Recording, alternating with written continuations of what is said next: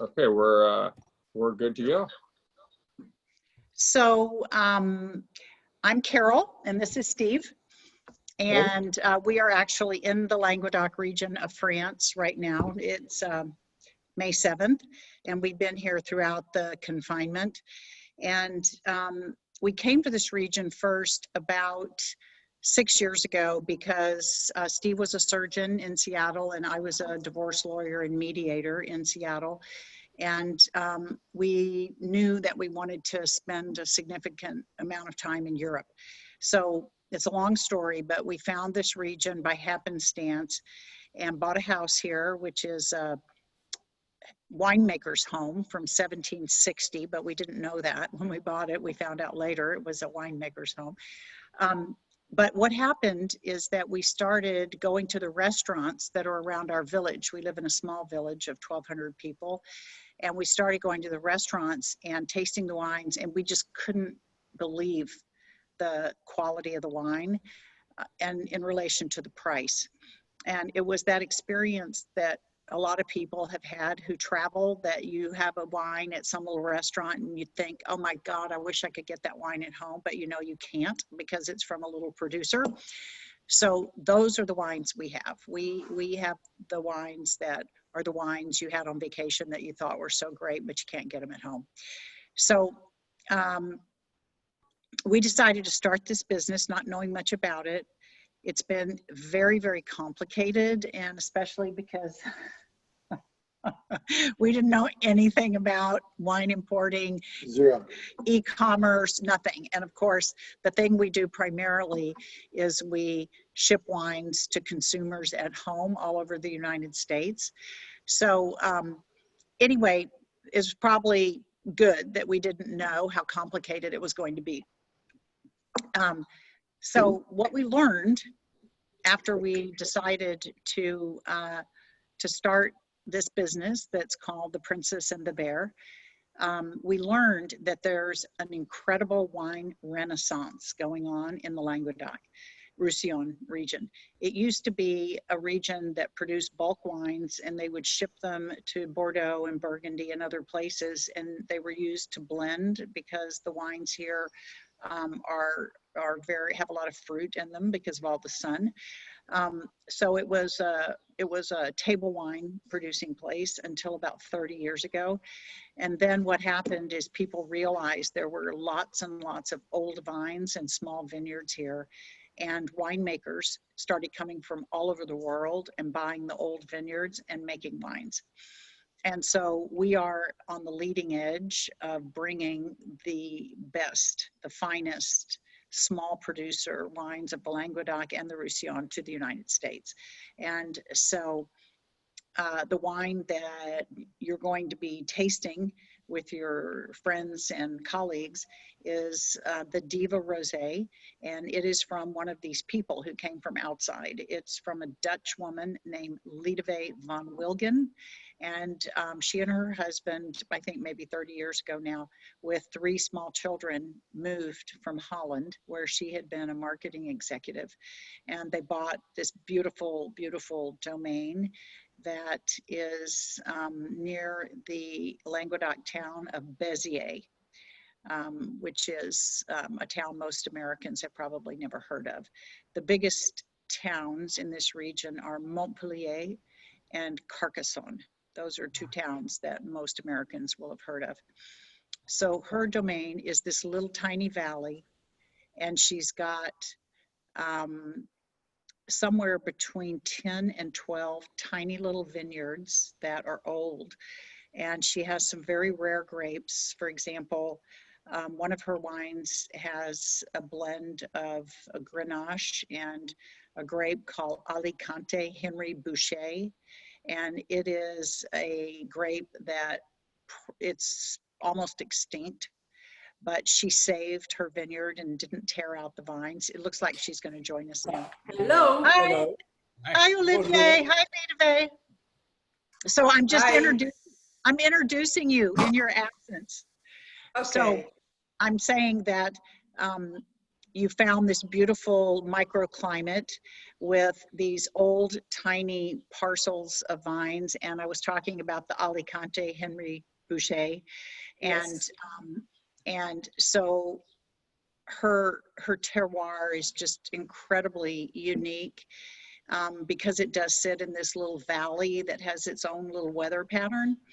And it's been organic since she first took it over. And then I'll let you keep talking, Lidewij. Okay. Now, And hi then you everybody. Hi. This Thanks so is much all for, of right. What? Oh, thank you so much for joining us. Yeah. No, with pleasure. With pleasure. Now, Well, what do you say? this is being recorded now and will be played later. They're going to play it along with some other things because of the time difference. They're going to record us and then they'll play it. Okay, now perfect. Yep. So Yeah, I'm so not we, talking to we- them. Yeah, we have about between 40 and 50 participants that have been joining us, and you know, we're getting the wines into their hands and then tasting them along during the videos, Okay. and kind of lending some context. So we don't have many of the producers that have been able to join us from from Europe, but the ones that we have, we've decided to pre-record. We've been doing about 7:30 p.m. This side of the water, so it would have been an awkward timing. That would have been 4 in the morning for us. Yeah, well, you Oh. emailed me like 5 in the morning. Yeah. I was Yeah. kind of amazed earlier Yeah. yesterday. It threw me off because you said the video today, and I'm like, oh no, did I have the wrong day? But So Lidewij, maybe you can talk a little bit more in depth about your organic agriculture and the grapes you have. And then I'll just say this for your listeners. We have Lidewij's Diva Rosé. We have her La Diva, La Dame, and she has a cuvée called L'Unique, which we love, and she can describe how that came about. And and then we have the Diva Blanche, which is an amazing white wine. So I'll let Lidewij talk about her domain. Great. Okay. Now, I'm a winemaker in the south of France since 2002. I'm originally from Amsterdam, Holland, but I did my wine training here, so I went to the agricultural school, the same as all the local winemakers, where I learned how to drive a tractor, how to do vinification. And I'm running the winery ever since, and it feels like I've never been elsewhere. So this is really where I belong, I think. And what's particular about our winery is that it dates from 1750, and it never has been industrialized. So we still have on 14 hectares, we have 25 tiny spots on different levels, and with 3 barriers between them. So it's really a protected microclimate with, it keeps humidity, it keeps insects away. So I think of all our wines, you can say that they have a freshness that's almost atypical for this region, that's quite hot. But we have a humidity also from the trees as from underground water. And yeah, it's logical if you have a winery like this that you want to work organic. So if you see this valley, it feels ridiculous to throw chemicals in there. So right from the beginning, we said, no, of course, we want to preserve this. So we are organic in the vineyards, biodynamic in the cellar. We pick all the grapes by hand. We select them by hand. You know it here. I'm in my office because the internet is in the office, but everything that's wonderful, it's outside. So you have the wrong backing here. I'm sorry. No worries. Yeah. About grape varieties, we chose, when we came here, there are only local varieties. So we have Carignan, Grenache, Syrah, Alicante. The Alicante, you talked about it, that's a 100 years old vineyard that yields only 15 hectoliters a hectare. But when we planted new plots, we decided to stick to the local varieties because we have learned that they have a root system that is much better adapted to the hot climate than Cabernet Sauvignon, Merlot, you can get it in Bordeaux, Pinot Noir, they do it much better in Burgundy than we can here. So I really want to do the most with what's here since hundreds of years, which really is the local soul of this region, I think. So that's what I work with. Yeah. So tell them a little bit about the L'Unique cuvée and then the rosé, because they'll be tasting the rosé, because her rosé is exceptional. Exceptional. Okay. He agrees. That's good. L'Unique is that's a unique experiment. That's why we gave that name, because in Languedoc nobody does really long agings. And what I was curious to see, I was with friends in Burgundy where they leave the wines for 2 years in barrel. And I think what will happen if we do that here? So we bought, really high quality Burgundy barrels, very big ones, 600 liters, finest quality of French oak, because I don't look for the taste of oak, only for the oxygenation that it gives. And then we had the best Syrah that we put in there for more than 2 years. And the funny thing is that it's fresher and more refined than the other wines I have. So it's very adapted, in fact, to this region to do an aging that long, I think. But it's not normal. So it's an experiment, but something that we would like to redo because it's interesting. That's awesome. Yeah. I like that. I like that. That's good. Spirit of I have to try this other thing.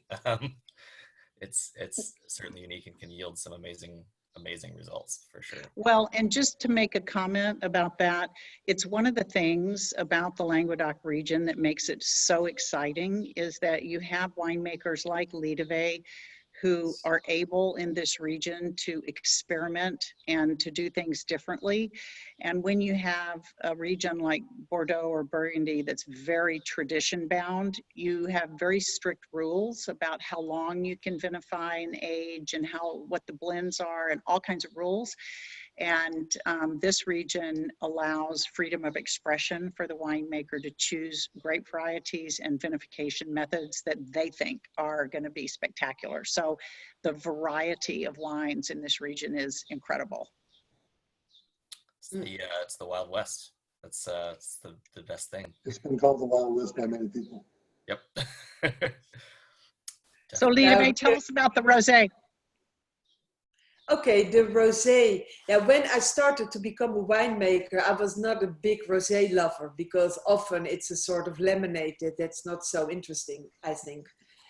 But so I wanted to make a rosé that I would like myself, so that it should be a real wine. So I made it exactly the same as the white wine. So all is picked by hand, selected by hand, low yield, short vinification. Direct pressing, and it's with natural yeasts. There's a lot of rosé where they use chemical yeast, and that way you have a sort of framboise, but it's raspberry or a bonbon anglais, a sort of sweets that I'm not looking for that sweet side. So our rosé is more spicy than sweet because there are no chemical yeast in there. So it's closer to a white wine than to a rosé, I think. And especially La Diva rosé. You have La Diva rosé, don't you? He has La Diva.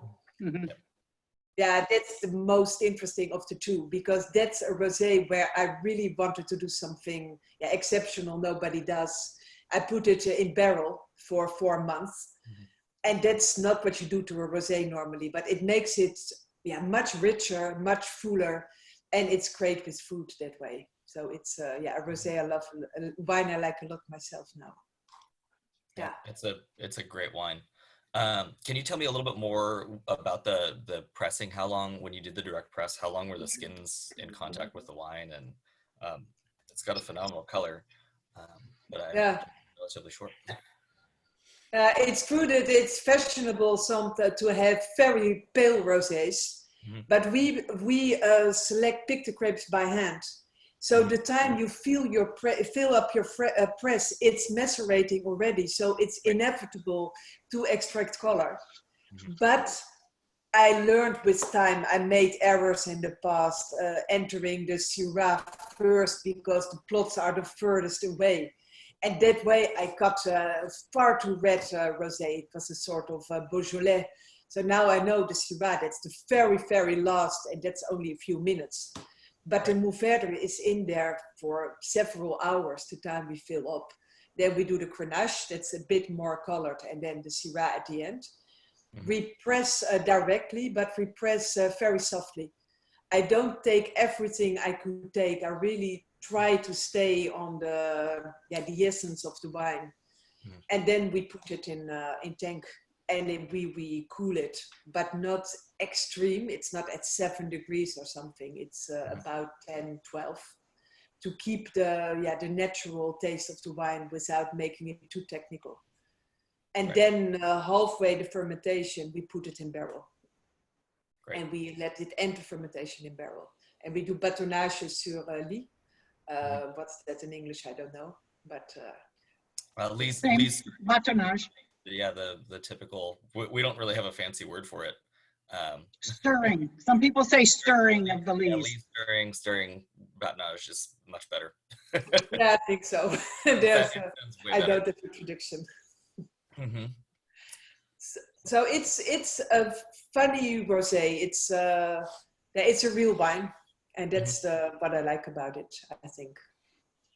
Awesome. A little bit of time that it spends in oak just gives it this wonderful, rich character without giving it any oak kind of taste. Mm-hmm. And it also adds to the again, the wonderful longevity of the wine. Mm-hmm. You know, it's not a rosé that you feel pushed that you got to drink it kind of right now because it's the year of the rosé. It really, it's got a wonderful flavor that lasts for a number of years. What's the longest time you've had it, Lidewij, after you've made it and you thought it was still developing and getting better? To be honest, I think it's the best in the first 2-3 years. It's the only wine I make that I don't advise to keep for more than 3-4 years. I think the freshness that's in it, it's really interesting to take in the first years. But you think 2 years is fine? That's fine. 2 years is fine. Yeah. But it's not the wine to age. The white, I had a 10-year-old wine 2 weeks ago, and it was perfect. So that one, it's even better when older. But and luckily it's sold before that. But the rosé you should drink in 2 years, I think. That's the Diva Blanche. The Diva Blanche was the 10-year-old. Yes. Oh, yes. That's such a good wine. Yeah. What's the varietal in the Diva Blanche? Is it? La Diva Blanche, it's 100% white Grenache. Okay, gotcha. That's that's one of my favorites. Yeah, it's my all over favorite because in Languidoc, it's hot and Grenache is really well adapted to the climate. So it's so fresh and mineral.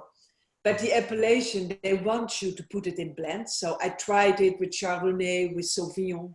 But every time you blend it, you lose what's so mineral and special about the Grenache. Mm-hmm. Mm-hmm. So I decided to keep it 100% Grenache, and we lost the appellation for that. But it's a wonderful character. No, it's a wonderful character as it ages.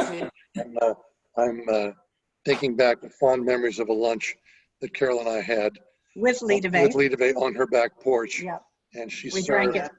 the Diva Blanche, and it was an older vintage, and it was absolutely delicious. Well, the thing about it is that the white Grenache, this is an example of how winemakers can do what they want here. Because is it IGP? Is it Pays d'Oc? Is it IGP, Lidewij? It's a Pays d'Oc. It's a Pays d'Oc. It's Pays d'Oc. So this designation she's talking about, IGP Pays d'Oc, I think that it was really the gift of the Languidoc region to the winemakers, because you can use 83 different wine varieties, and you can have wines that are 100% one grape.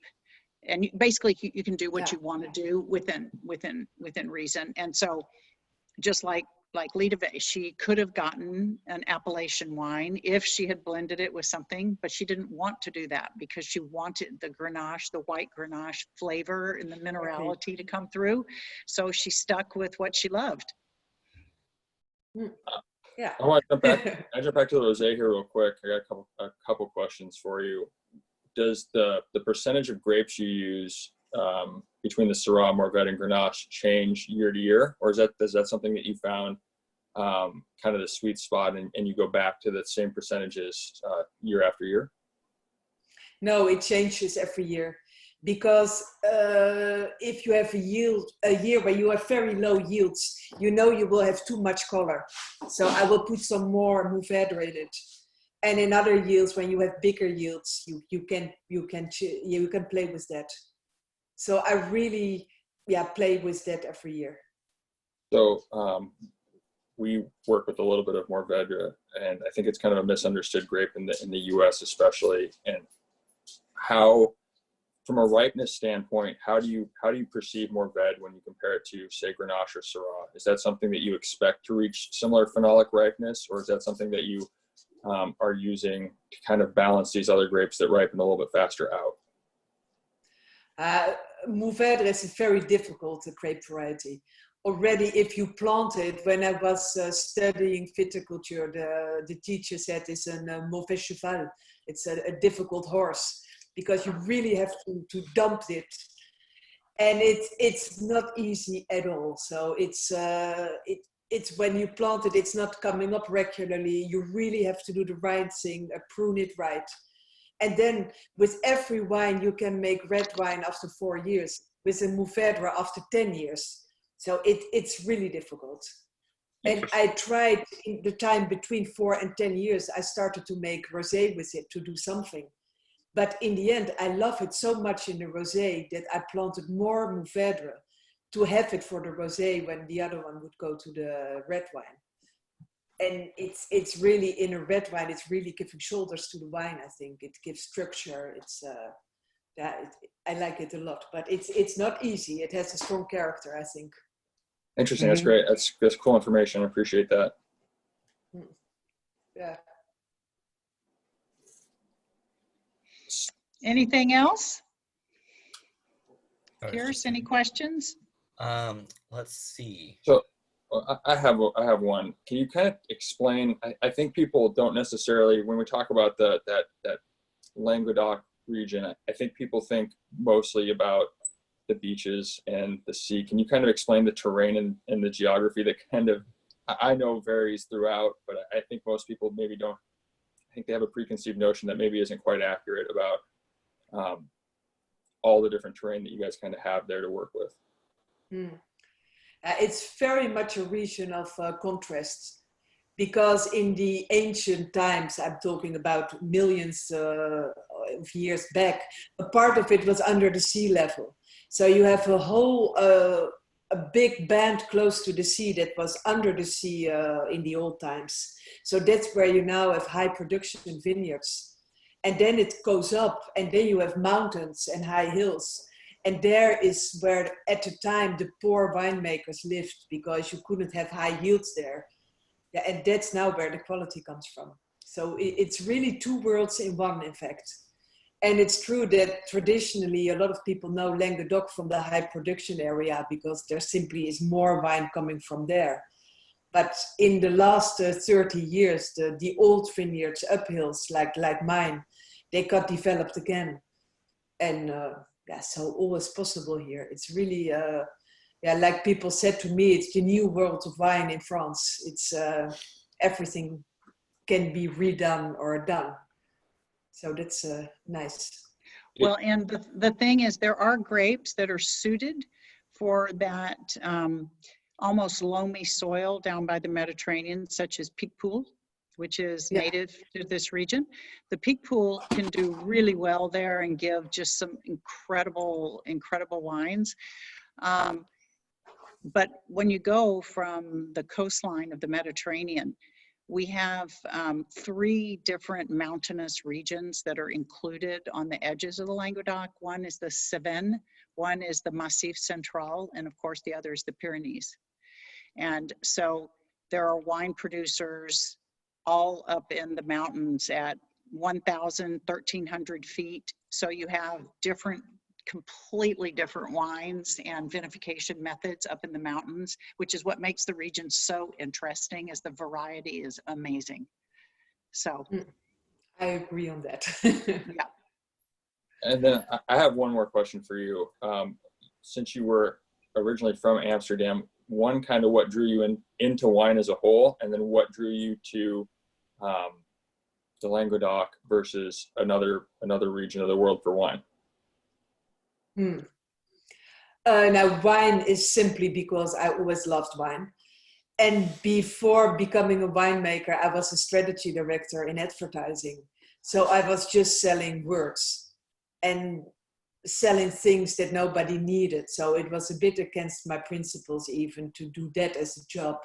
And I wanted to make something real, something that you can put in your hand, work the ground. It was really a very fundamental decision as a person. And as a region is that I always loved France. France is a country that's close to where I come from my ancestors. From culturally, it's one of the richest countries in Europe, I think. And there is so much variation. Everything you might want, it's in France. So I really wanted to live here. And the region, in the beginning, we didn't know where to live. So where to go. We knew wines from Burgundy, from Bordeaux. We visited those regions, of course. But it's very classical. It's very defined what you should do. Now, it's what Carol said. It's much more structured than Languedoc. And when I was there, people talked about this region as being the new world of wine in France, and where more illogical people were doing their thing. So there were winemakers from Burgundy who didn't want to live in that structure, who came here, people from Bordeaux. So I thought, if they can succeed here and if they accept all those different people, then why not me? So that was the reason. And what now said, the freedom as well in the variety in wines and in what you can do. Well, and Lidewij now is what our friend, who's also Dutch sommelier, Marcel van Balen, says, the leading lady of the Languedoc. She really is the leading lady. Her wines are really, really well made and delicious. Award-winning. Jancis Robinson, who's a very famous British wine scholar and wine reviewer, loves Lidewij's wines and served one of them at her staff Christmas party last year. So she's up there with the best. That's high praise. That's, I was going to say that's high praise. That's a thing for sure. Okay, good. Yeah. Well, thank you guys so much for coming on. Lidewij, were you going to say something else? Yes, I wonder where you two, Kaya, but where are you from? You are in Seattle, or where are the boys I'm talking to? Yeah, we're from Seattle, and our wine background's kind of all over the place. We both have our WSET diplomas, and then we also own our own winery out here, and then Pierce works for Steve and Carol, distributing several of their imports, and then I work for a different distributor that's also has French roots, but so we're kind of all over the place, but we're kind of like you, we've kind of fallen in love with wine, and it's kind of become our blood, and so it's great to be able to talk with you, and I'm looking forward. I've only tried the rosé. I'm really looking forward to trying some of your other wines now. Yeah, no, you tell me. I like that. You will not be disappointed. I have no doubt. Yeah. Okay. Well, Big kiss to you. Bye. Lidewij, we're gonna call you. We're gonna call you on your phone. Okay, thanks. Okay. Thanks, James. Thanks, Pierce. Bye, you guys. Thank you, Steve and Carol. Great meeting you, Lidewij and Olivier. Okay. Bye. Au revoir. See you later. Bye.